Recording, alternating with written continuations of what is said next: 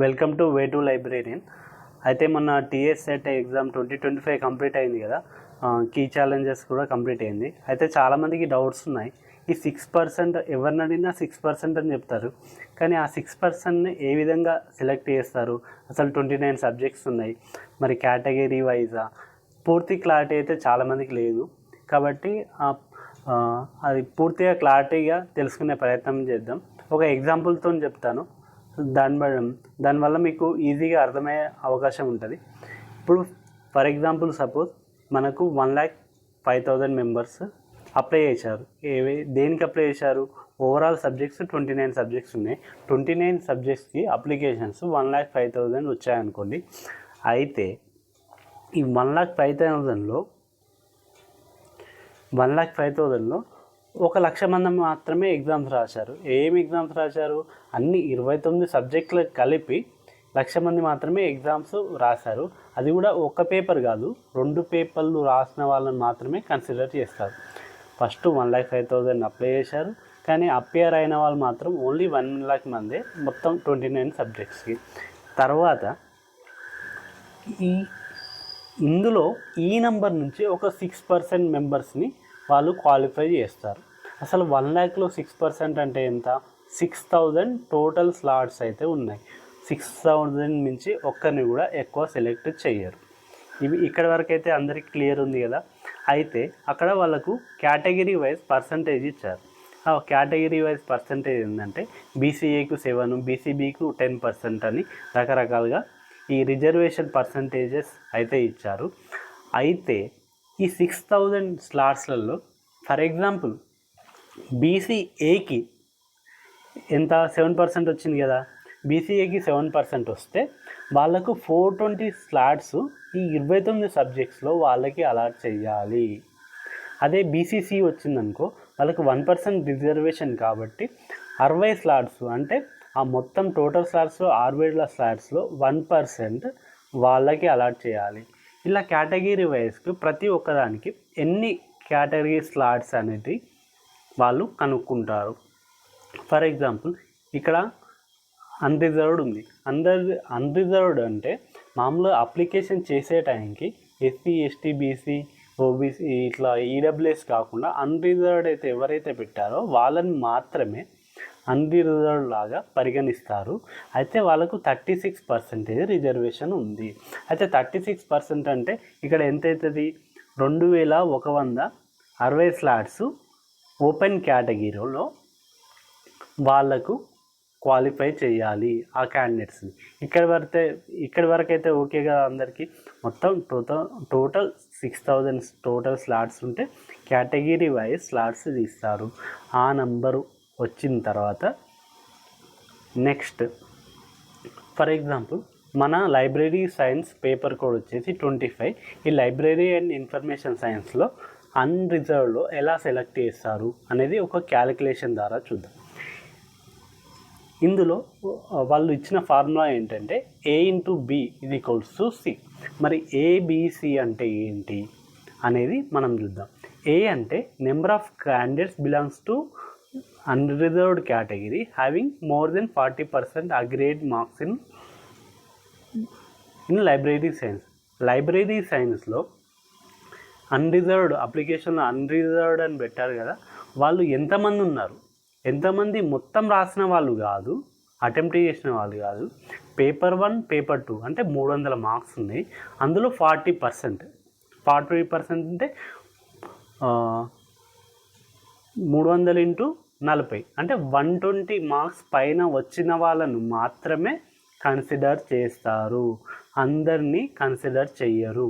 Unreserved category అయితే ఒకవేళ reservation ఉంటే మినిమం 35% ఆఫ్ మార్క్స్ ఉన్న వాళ్ళని మాత్రమే ఈ క్యాలిక్యులేషన్లో పరిగణలోకి తీసుకుంటారు, మిగతా వాళ్ళని తీసుకోరు. అయితే ఏ అయితే క్లియర్ అయింది కదా. ఏ అనేది ఒక సబ్జెక్ట్ సంబంధించి, అది ఏ సబ్జెక్ట్ అయినా కావచ్చు, ఎకనామిక్స్ కావచ్చు, లైబ్రరీ సైన్స్ కావచ్చు, ఇంగ్లీష్ కావచ్చు, హిందీ కావచ్చు, ఏదైనా సరే. మళ్ళీ పలానా కేటగిరీ, ఇప్పుడు పలానా కేటగిరీ మనం క్యాల్కులేట్ చేస్తున్నాం కాబట్టి ఆ కేటగిరీలో పలానా సబ్జెక్ట్ వాళ్ళను, నేను ఇక్కడ లైబ్రరీ సైన్స్ తీసుకున్నాను, అన్రిజర్వ్డ్ కేటగిరీ తీసుకున్నాను. తర్వాత బి అనేది పలానా కేటగిరీ ఇది ఒక సబ్జెక్టు, బి అండ్ సి అనేది ఒక సబ్జెక్టు సంబంధించింది కాదు. మొత్తం బి అనేది కేటగిరీ వైస్ స్లాట్స్, సి అనేది total number of candidates belongs to unreserved category overall all the subjects. మళ్ళీ అందులో కూడా all the subjects suppose unreserved category ఉంది, ఆల్ ద సబ్జెక్ట్స్ అంటే మళ్ళీ 40% ఎబోవ్ మార్క్స్ పేపర్ 1 పేపర్ 2 కలిపి 120 కన్నా ఎక్కువ మార్కులు ఎవరికైతే వస్తాయో వాళ్ళు టోటల్ ఎంతమంది ఉన్నారు. ఫర్ ఎగ్జాంపుల్ ఇక్కడ నేను ఏ అనేది 1000 తీసుకున్నా.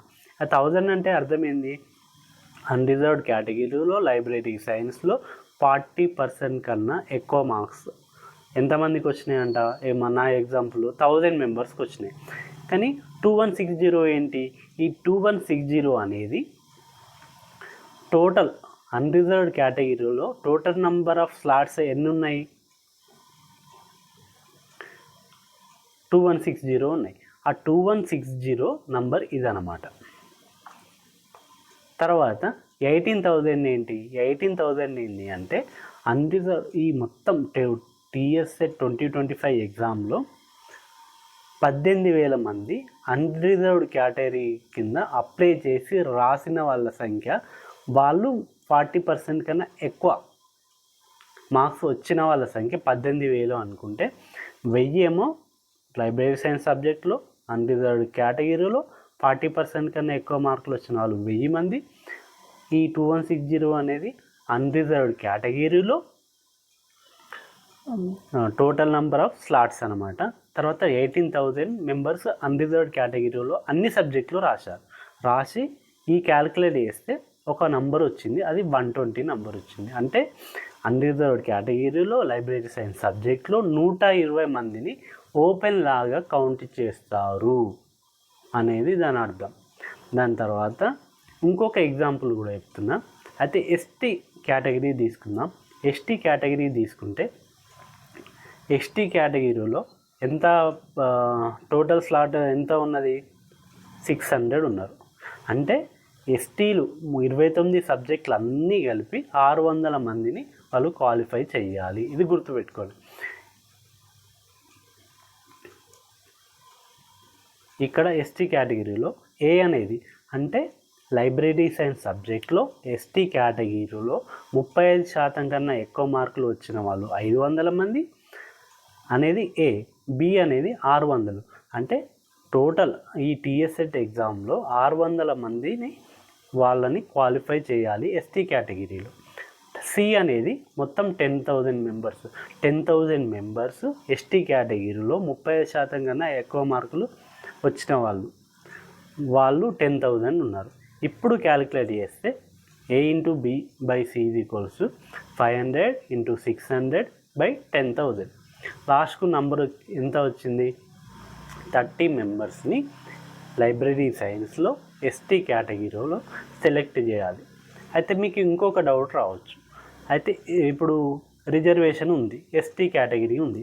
ఒక ఇద్దరు ఎస్టీ క్యాండిడేట్స్ ఆల్రెడీ అన్రిజర్వ్డ్లో సెలెక్ట్ అయిపోయారు అంటే మిగతా 30 సీట్లు అనేది కంపల్సరీ మళ్ళీ ఎస్టీ నుంచి తీసుకుంటారు. ఆల్రెడీ ఒక ఇద్దరు ఓపెన్కి వెళ్ళిపోయారు కదా, ఓపెన్లో ఎంత ఛాయిస్ ఉంది, 120 మందిని తీసుకోవాలి. ఆ 120 మందిని తీసుకునే క్రమంలో ఇద్దరు ఎస్టీలు 40% కన్నా ఎక్కువ మార్కులు ఉన్నాయి, వాళ్ళు ఓపెన్లో సెలెక్ట్ అయిపోయారు, వాళ్ళు ఓపెన్లో వెళ్ళిపోతారు. తర్వాత మిగతా 30 స్లాట్స్ ఎస్టీ వాళ్ళకి మాత్రమే ఇవ్వాలి. కాబట్టి ఆ నెక్స్ట్ ఎస్టీ ఎవరైతే ఉన్నారో ఆ 30 మందిని ఆ నెక్స్ట్ ఎస్టీ క్యాండిడేట్స్కి క్వాలిఫై చేస్తారు. ఇందులో మనం ఇంకొకటి తెలుసుకోవాల్సింది ఏంటంటే 33% ఆఫ్ ఉమెన్ రిజర్వేషన్ అనేది ఉంటుంది. అది ఎట్లా ఉంటుంది అంటే ప్రతి సబ్జెక్ట్లో ప్రతి కేటగిరీ వారిగా ఉంటుంది. ఫర్ ఎగ్జాంపుల్ ఇక్కడ ఎస్టీలో 30 మంది ఉండాలి, వాళ్ళు డైరెక్ట్ ర్యాంకు తీసేస్తారు. ఫస్ట్ ఈ ఓపెన్లో సెలెక్ట్ అయిన వాళ్ళు ఓపెన్లోనే, తర్వాత ఎస్టీ ర్యాంక్ తీస్తే ఫస్ట్ 30 ఎవరైతే ఉంటే ఆ ఫస్ట్ 30 మెంబర్స్ను ఇందులో క్వాలిఫై చేస్తారు. అందులో 10 మెంబర్స్ ఆల్రెడీ ఉమెన్ ఉన్నారు అనుకోండి, కాబట్టి 33% వాళ్ళకు వచ్చేసినట్టే. ఫస్ట్ 30లో ఎస్టీ ర్యాంకులో ఫస్ట్ 30లో ఎస్టీ ఉంటే ఎస్టీ 33% ఆఫ్ ఉమెన్ రిజర్వేషన్ కూడా వచ్చేసినట్టే.